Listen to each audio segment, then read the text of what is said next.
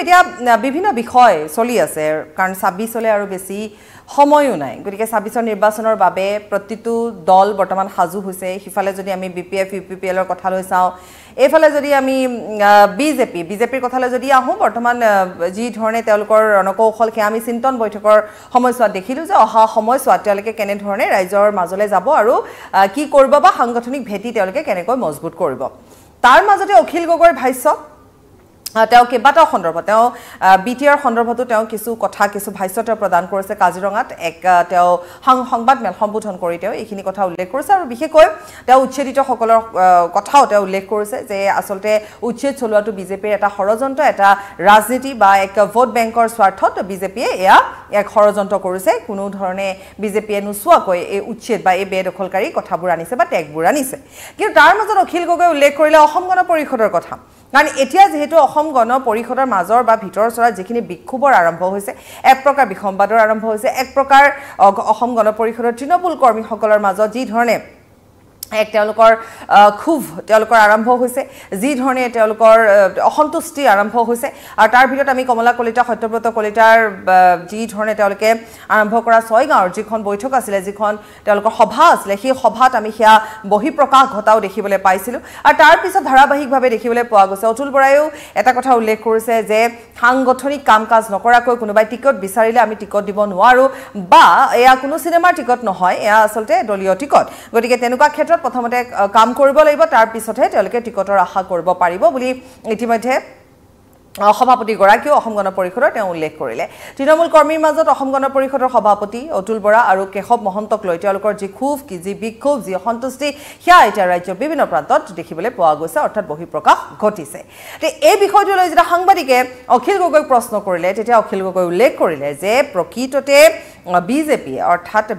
ভাৰতীয় জনতা পাৰ্টিয়ে অসম গণ পৰিষদৰ স্বাৰ্থ পাতিবলৈ গৈ আছে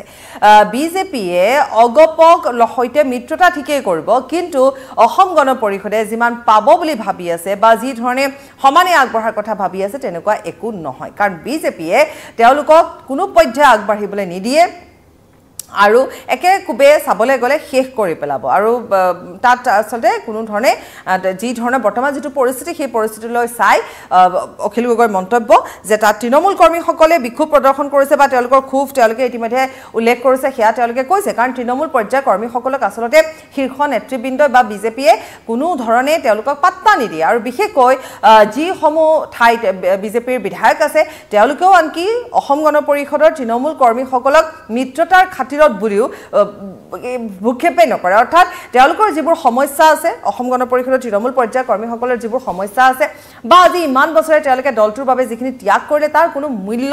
এই বিধায়কসকলে নিদিয়ে যিবোৰ ঠাইত বিজেপিৰ বিধায়ক আছে গতিকে অনাগত নিৰ্বাচনত অসম গণ পৰিষদক 9টা সিটহে দিব বুলি অখিল গগৈ উল্লেখ কৰিলে অখিল গগৈ আৰু কি কৈছিলে এই সন্দৰ্ভত আমি এবাৰ আগবঢ়াই ল'ম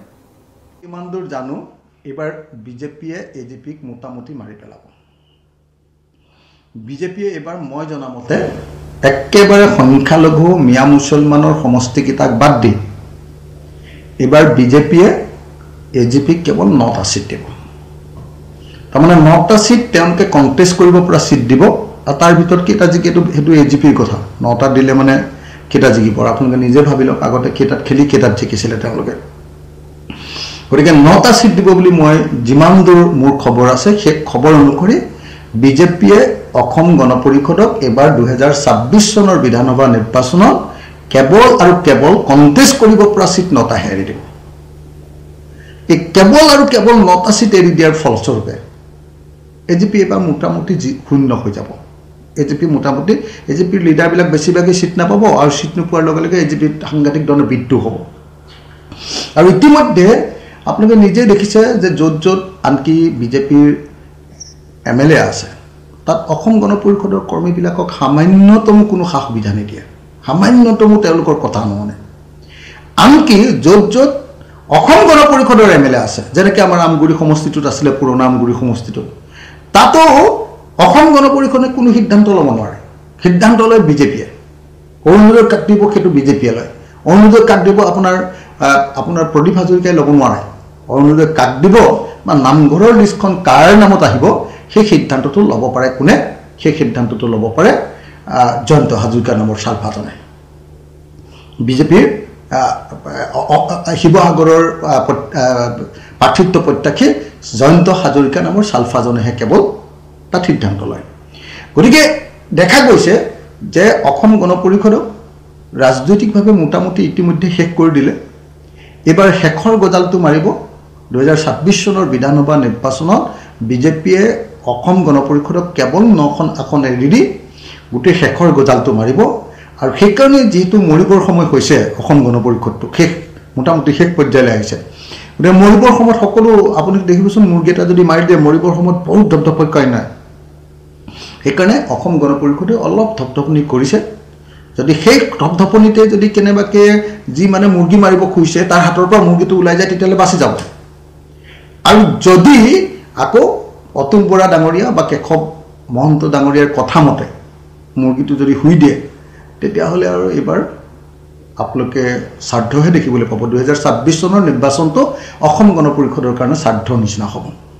এবাৰ মানে এই যে বিয়া কি কয় কি পাতিম বুলি কৈছিলে তো বিয়াৰ কি ঘৰ পাতিম বুলি কৈছিলে ন অসম গণ পৰিষদৰ কাৰ্যালয়টো বিবাহ ভৱন এইটো আপোনালোকে বিবাহ ভৱন বা স্বাৰ্থৰ ঘৰহে দেখিবলৈ পাব যদিহে সঁচাকৈ এবাৰ অসম গণ পৰিষদে বিদ্ৰোহ কৰি বিজেপি দলৰ পৰা আগৰ সমান বা আগতকৈ কেইটামান বেছি চিট ল'ব নোৱাৰে মই জনামতে অসম গণ পৰিষদক 9টাই চিট দিব আপুনি চাব হয়নে নহয় মই যিমান দূৰ খবৰ মোৰ ৰাজনৈতিক যিটো খবৰ আছে 9টা চিট দিব আৰু এবাৰ অসম গণ পৰিষদ মোটামুটি এবাৰ মানে হেৰিয়ালৈ যাব আৰু কবৰস্থানলৈ যাব মৰিশালীলৈ যাব আমাৰ গতিকে সেইকাৰণে একেবাৰে মৃত্যুৰ আগত অসম গণ পৰিষদে অকণমান ধপধপনি মাৰিছে যদি এই ধপধপনিত যদি সঁচাকৈ বিজেপিৰ কচাইৰ হাতৰ পৰা ওলাই যাব পাৰে তেতিয়াহ'লে বাচিব আৰু যদি ওলাই যাব নোৱাৰে তেতিয়াহ'লে এবাৰ অসম গণ পৰিষদৰ মৃত্যু অৱশ্যম্ভাৱী সৰকাৰি উদ্যোগত অস্ত্ৰ দিয়াৰ একটা কুচকাওয়া চলি আছে অসমীয়া যুৱ মঞ্চ নামৰ এটা সংগঠনে কৈছে যে আমাক বন্দুক নহয় একে পৰিস্থিতি আৰু এয়া আছিলে অখিল গগৈয়ে দিয়া তেওঁৰ অগপ আৰু বিজেপিৰ মিত্ৰতা সন্দৰ্ভত ভাষ্য এই ক্ষেত্ৰত অখিল গগৈ যিখিনি কথা উল্লেখ কৰিছে কাৰণ এই সমস্যাত অখিল গগৈ এটা কথা উল্লেখ কৰিছে যে তৃণমূল পৰ্যায়ৰ যিসকল কৰ্মী তেওঁলোকে যথেষ্ট অসন্তুষ্টিত আছে আৰু বিজেপিক আচলতে এক প্ৰকাৰ অখিল গগৈৰ যিমানখিনি কাজিৰঙাত অখিল গগৈয়ে এই সংবাদ মাধ্যমত দিয়া আটাইখিনি যদি ভাষ্য চোৱা যায় তাত তেওঁ ঘূৰ শত্ৰু বিজেপি আৰু বিজেপিৰ বাবে বিজেপিক উৎখাত কৰিবৰ বাবে কেনেধৰণে ৰাইজৰ দল প্ৰস্তুত হৈছে কেনেধৰণে ৰাইজৰ দলে এই ক্ষেত্ৰত তেওঁলোকে বিটিআৰতো তেওঁলোকৰ এটা নতুনকৈ তেওঁলোকে কৌশল অৱলম্বন কৰিছে গতিকে বিটিআৰত যদি বিপিএফ আৰু ইউপিপিএলৰ মিত্ৰতা হয় তেতিয়াহ'লে তাত ৰাইজৰ দলে তেওঁলোকক সহায় কৰিব বুলিও তেওঁ আন এটা প্ৰসংগক্ৰমে তেওঁ উল্লেখ কৰিছে কিন্তু মোৰ কথাটো হৈছে যে হয় অসম গণ পৰিষদত যি ভিতৰ চৰাত বৰ্তমান যিটো পৰিৱেশ পৰিস্থিতিৰ সৃষ্টি হৈছে তাত দেখিবলৈ পোৱা গৈছে যে যথেষ্টখিনি ক্ষোভ আছে তৃণমূল পৰ্যায়ৰ কৰ্মীসকলৰ যথেষ্টখিনি ক্ষোভ আছে আৰু এই ক্ষেত্ৰত যদি চোৱা যায় অতুল বৰাই এটা কথাই উল্লেখ কৰিছে যে অসন্তুষ্টি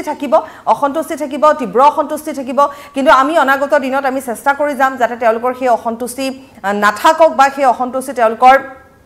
আমি শেষ কৰিব পাৰো এটা বুজাপৰাৰ মাজেৰে কিন্তু প্ৰকৃততে অখিল গগৈ কোৱাৰ দৰে যে বিজেপিয়ে মিত্ৰতা অগপৰ দৰে ঠিকই কৰিব কিন্তু অগপক সেই আসনৰ ক্ষেত্ৰত কিমান দূৰ সহায় কৰিব বা অসম গণ পৰিষদৰ কৰ্মীসকলে ভবা ধৰণে তেওঁলোকে পাবনে এইটো এটা ডাঙৰ প্ৰশ্ন কাৰণ অখিল গগৈ এটা কথাই উল্লেখ কৰিছে 9টা চিটৰ কথা উল্লেখ কৰিছে গতিকে তাকো অখিল গগৈ ভিতৰুৱা সূত্ৰ বুলি এটা কথা উল্লেখ কৰিছে গতিকে অখিল গগৈ ক'ত ভিতৰুৱা সূত্ৰ বা ক'ত ভিতৰুৱা খবৰ অনুসৰি তেওঁ এনেধৰণে এটা কেলকুলেশ্যন কৰি লৈছে সেইটো তেওঁৰ বিচাৰ্য বিষয় কিন্তু কথাটো হৈছে যে অসম গণ পৰিষদ আৰু বিজেপিৰ মিত্ৰতা থাকিবই বুলি মুখ্যমন্ত্ৰীগৰাকীয়েও ইতিমধ্যে এই কথা উল্লেখ কৰিছে তেওঁ কৈছে যে অসম গণ পৰিষদ আৰু বিজেপিৰ মিত্ৰতাৰ মাজত একো ধৰণৰ আচলতে মতভেদ নাই কাৰণ তৃণমূল কৰ্মীসকলৰ সেইটো এটা থাকিবই তেওঁলোকৰ মাজত কিছু অসন্তুষ্টি থাকিব পাৰে অশান্তি থাকিব পাৰে যেতিয়া নিৰ্বাচনৰ সময় আহে সাধাৰণতে তৃণমূল পৰ্যায়ৰ কৰ্মীসকলে এই ক্ষেত্ৰত তেওঁলোকে কিছু অসন্তুষ্টি প্ৰদৰ্শন কৰা সকলো ক্ষেত্ৰতে দেখিবলৈ পোৱা যায় কিন্তু যদি চোৱা যায় তেতিয়াহ'লে বিজেপি বিগ ব্ৰাদাৰ হিচাপে বিজেপিয়ে কিন্তু বিজেপিৰ কৰ্মীসকলৰ যিখিনি গুৰুত্ব দেখিবলৈ পোৱা যায় সেইখিনি গুৰুত্ব সঁচাকৈ অসম গণ পৰিষদৰ বা অগপৰ কৰ্মীসকলৰ মাজত দেখিবলৈ পোৱা যায়নে কিন্তু অগপই এতিয়া তেওঁলোকে অগপৰ ভেটি মজবুত কৰিবৰ বাবে অগপই এটা তেওঁলোকৰ যুৱ যিসকল নেতা আছে তেওঁলোকৰ এটা দল তেওঁলোকে এটা যেটো ছাত্ৰ তেওঁলোকে এটা সংগঠন তেওঁলোকে ইতিমধ্যে তৈয়াৰ কৰিছে গতিকে তেনে ক্ষেত্ৰত তেওঁলোকৰ যুৱ প্ৰজন্ম বা যুৱ নেতাসকলৰ যিটো শক্তিশালী এটা স্থিতি আছে বুলি ইতিমধ্যে অতুল বৰাই কৈছে তেওঁ কৈছে যে তেওঁলোকৰ যুৱ চামৰ যিটো শক্তিশালী স্থিতি অসম গণ পৰিষদত আছে বা তেওঁলোকে কাম কৰি আছে গতিকে তেনেকুৱা ক্ষেত্ৰত তেওঁলোক অসন্তুষ্ট নহয় তেওঁলোকে তেনেধৰণে কাম কৰি আছে তেওঁলোকে অসম গণ পৰিষদৰ যিসকল কনিষ্ঠ বা যিসকল এতিয়া বৰ্তমান তেওঁলোক যুৱ চাম যিসকলে তেওঁলোকে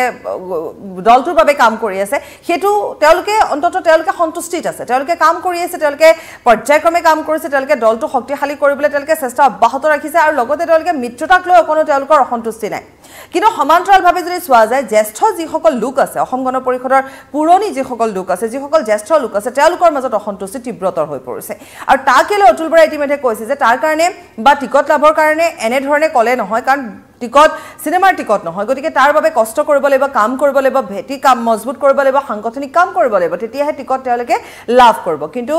কথা হৈছে যে অসম গণ পৰিষদৰ ভিতৰৰ চৰাত বৰ্তমান যিখিনি বিক্ষোভ আৰম্ভ হৈছে সেইখিনি সঁচাকৈ প্ৰভাৱ পৰিবনে নে অসম গণ পৰিষদৰ যিটো যুৱ সংগঠন গতিকে যি ধৰণে তেওঁলোকৰ যিটো শক্তিশালী স্থিতি বুলি ইতিমধ্যে অতুল বৰাই কৈছে গতিকে সেই যুৱ চামে এই দলটোক লৈ যোৱাত সহায় কৰিব নেকি আৰু তেনেকুৱা হলে যি ধৰণে বিজেপিটো দেখিবলৈ পোৱা যায় যে যিসকল জ্যেষ্ঠ নেতা আছিল পুৰণি বিজেপি তেওঁলোকৰ মাজতো কিন্তু একে ধৰণৰ অসন্তুষ্টি আছে গতিকে বিজেপিটো জ্যেষ্ঠসকলৰ অসন্তুষ্টি আছে অগপতো জ্যেষ্ঠসকলৰ অসন্তুষ্টি আছে স্বাভাৱিক কথা কিন্তু তাৰ মাজতে তেওঁলোকে এটা বুজাপৰাৰ মাজেৰে বিজেপিয়ে চলি আছে গণ পৰিষদে পাৰিবনে তেনেধৰণে এটা আণ্ডাৰষ্টেণ্ডিং এটা বুজাপৰাৰ মাজেৰে আৰম্ভ কৰিবলৈ বা আগবাঢ়িবলৈ কাৰণ ২৬ বৰ বিশেষ এটা মাহ নাই গতিকে ২৬ আৰম্ভ হোৱা মানে বা এই বছৰ শেষৰ ফালৰ পৰা কুচকাৱাজ আৰম্ভ হ'বই আৰু কুচকাৱাজ আৰম্ভ হ'বলৈ হলে ২০২৬ত এই মিত্ৰতা থাকিব ঠিকেই কিন্তু যদিহে অগপৰ ভিতৰ চৰাত এই ধৰণৰ বিক্ষোভ আৰম্ভ হয় তে ই কিমান দূৰ প্ৰভাৱ পেলোৱাটো এটা এক প্ৰকাৰ প্ৰভাৱ পেলোৱাব নে নেপেলায় সেইটো এটা কথা আহি পৰিব গতিকে মিত্ৰতা অক্ষুণ্ণ থাকিব সেয়া অতুল বৰাই কৈছে সেয়া কেশৱ মহন্তই কৈছে আৰু তেওঁলোকে কৈছে যে তেওঁলোকৰ পৰ্যায়ত তেওঁলোকে কাম কৰি গৈছে গতিকে তাত তেওঁলোকৰ ক'ব লগা একো নাই কিন্তু তাৰ মাজত আকৌ অখিল গগৈ এই যিটো ভাষ্য এই যিটো মন্তব্য ই কিমান দূৰ তাত প্ৰভাৱ পেলাব কিবা ক্ৰিয়া কৰিব নেকি সেয়াও কিন্তু নিশ্চিত ৰূপত লক্ষণীয় হ'ব লাইভৰ পৰা বিদায় ল'ম বিদায় লোৱাৰ পূৰ্বে আকৌ অখিল গগৈৰ সেই ভাষ্য আমি কিছু আগবঢ়াই থৈ যাম ধন্যবাদ কিমান দূৰ জানো এবাৰ বিজেপিয়ে এজিপিক মোটামুটি মাৰি পেলাব বিজেপিয়ে এবাৰ মই জনামতে একেবাৰে সংখ্যালঘু মিয়া মুছলমানৰ সমষ্টিকেইটাক বাদ দি এবাৰ বিজেপিয়ে এজিপিক কেৱল 9টা সিট দিব তাৰমানে 9টা সিট তেওঁলোকে কণ্টেষ্ট কৰিব পৰা সিট দিব আৰু তাৰ ভিতৰত কেইটা জিকেটো সেইটো এজিপিৰ কথা 9টা দিলে মানে কেইটা জিকিব আপোনালোকে নিজে ভাবি লওক আগতে কেইটাত খেলি কেইটাত জিকিছিলে তেওঁলোকে গতিকে 9টা সিট দিব বুলি মই যিমান দূৰ মোৰ খবৰ আছে সেই খবৰ অনুসৰি বিজেপিয়ে অসম গণ পৰিষদক এবাৰ ২০২৬ চনৰ বিধানসভা নিৰ্বাচনত কেৱল আৰু কেৱল কণ্টেষ্ট কৰিব পৰা সিট 9টা এৰি দিব এই কেৱল আৰু কেৱল 9টা সিট এৰি দিয়াৰ ফলস্বৰূপে এজিপি এবাৰ মোটামুটি শূন্য হৈ যাব এজিপি মোটামুটি এজিপিৰ লিডাৰবিলাক বেছিভাগে সিট নাপাব আৰু সিট নোপোৱাৰ লগে লগে এজিপিত সাংঘাতিক ধৰণৰ বিদ্ৰোহ হ'ব আৰু ইতিমধ্যে আপোনালোকে নিজে দেখিছে যে য'ত য'ত আনকি বিজেপিৰ এমএলএ আছে তাত অসম গণ পৰিষদৰ কৰ্মীবিলাকক সামান্যতম কোনো সা সুবিধা নিদিয়ে সামান্যতম তেওঁলোকৰ কথা নুশুনে আনকি য'ত য'ত অসম গণ পৰিষদৰ এমএলএ আছে যেনেকৈ আমাৰ আমগুৰি সমষ্টিটোত আছিলে পুৰণা আমগুৰি সমষ্টিটোত তাতো অসম গণ পৰিষদে কোনো সিদ্ধান্ত ল'ব নোৱাৰে সিদ্ধান্ত লয় বিজেপিয়ে অৰুণোদয় কাট দিব সেইটো বিজেপিয়ে লয় অৰুণোদয় কাট দিব আপোনাৰ প্ৰদীপ হাজৰিকাই ল'ব নোৱাৰে অৰুণোদয় কাট দিব বা নামঘৰৰ লিষ্টখন কাৰ নামত আহিব সেই সিদ্ধান্তটো ল'ব পাৰে কোনে সেই সিদ্ধান্তটো ল'ব পাৰে জয়ন্ত হাজৰিকা নামৰ চালফাজনে বিজেপিৰ শিৱসাগৰৰ প্ৰাৰ্থিত্ব প্ৰত্যাশী জয়ন্ত হাজৰিকা নামৰ চালফাজনেহে কেৱল তাত সিদ্ধান্ত লয় গতিকে দেখা গৈছে যে অসম গণ পৰিষদক ৰাজনৈতিকভাৱে মোটামুটি ইতিমধ্যে শেষ কৰি দিলে এবাৰ শেষৰ গজালটো মাৰিব ২০২৬ চনৰ বিধানসভা নিৰ্বাচনত বিজেপিয়ে অসম গণ পৰিষদক কেৱল 9খন আসন এৰি দি গোটেই শেষৰ গজালটো মাৰিব আৰু সেইকাৰণে যেহেতু মৰিবৰ সময় হৈছে অসম গণ পৰিষদটো শেষ মোটামুটি শেষ পৰ্যায়লৈ আহিছে গতিকে মৰিবৰ সময়ত সকলো আপুনি দেখিবচোন মুৰ্গী এটা যদি মাৰি দিয়ে মৰিবৰ সময়ত বহুত ধপধপকৈ নাই সেইকাৰণে অসম গণ পৰিষদে অলপ ধপধপনি কৰিছে যদি সেই ধপধপনিতে যদি কেনেবাকে যি মানে মুৰ্গী মাৰিব খুজিছে তাৰ হাতৰ পৰা মুৰ্গীটো ওলাই যায় তেতিয়াহ'লে বাচি যাব আৰু যদি আকৌ অতুল বৰা ডাঙৰীয়া বা কেশৱ মহন্ত ডাঙৰীয়াৰ কথা মতে মুৰ্গীটো যদি শুই দিয়ে তেতিয়াহ'লে আৰু এবাৰ আপোনালোকে শ্ৰাদ্ধহে দেখিবলৈ পাব ২০২৬ চনৰ নিৰ্বাচনটো অসম গণ পৰিষদৰ কাৰণে শ্ৰাদ্ধ নিচিনা হ'ব এবাৰ মানে এই যে বিয়া কি কয় কি পাতিম বুলি কৈছিলে তো বিয়াৰ কি ঘৰ পাতিম বুলি কৈছিলে ন অসম গণ পৰিষদৰ কাৰ্যালয়টো বিবাহ ভৱন এইটো আপোনালোকে বিবাহ ভৱন বা শ্ৰাদ্ধৰ ঘৰহে দেখিবলৈ পাব যদিহে সঁচাকৈ এবাৰ অসম গণ পৰিষদে বিদ্ৰোহ কৰি বিজেপি দলৰ পৰা আগৰ সমান বা আগতকৈ কেইটামান বেছি চিট ল'ব নোৱাৰে মই জনামতে অসম গণ পৰিষদক 9টা চিট দিব আপোনালোকে চাব হয়নে নহয় মই যিমান দূৰ খবৰ মোৰ ৰাজনৈতিক যিটো খবৰ আছে 9টা চিট দিব আৰু এবাৰ অসম গণ পৰিষদ মোটামুটি এবাৰ মানে হেৰিয়ালৈ যাব আৰু কবৰস্থানলৈ যাব মৰিখালীলৈ যাব আমাৰ গতিকে সেইকাৰণে একেবাৰে মৃত্যুৰ আগত অসম গণ পৰিষদে অকণমান ধপধপনি মাৰিছে যদি এই ধপধপনিত যদি সঁচাকৈ বিজেপিৰ কচাইৰ হাতৰ পৰা ওলাই যাব পাৰে তেতিয়াহ'লে বাচিব আৰু যদি ওলাই যাব নোৱাৰে তেতিয়াহ'লে এইবাৰ অসম গণ পৰিষদৰ মৃত্যু অৱশ্যম্ভাৱী চৰকাৰী উদ্যোগত অস্ত্ৰ দিয়াৰ এটা কুচকাৱাজ চলি আছে অসমীয়া যুৱ মঞ্চ নামৰ এটা সংগঠনে কৈছে যে আমাক